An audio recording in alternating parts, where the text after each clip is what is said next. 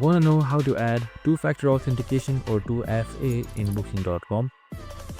2FA is very necessary if you are doing some credentials and if you have your card information saved for better security.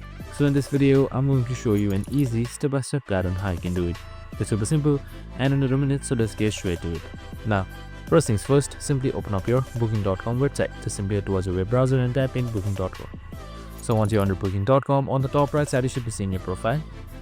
Make sure you are logged in for this. Just simply select it. And now head towards my account, that should be on top right here.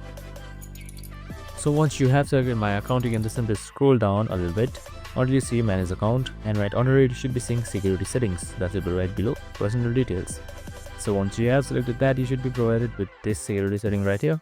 And under passkeys, you should be seeing two-factor authentication. So you can just simply select setup. So you can just simply download an authenticator app through your phone. I hope this video helped. If it did, make sure to like, subscribe, and tune in with us for more of these videos. See you in the next one.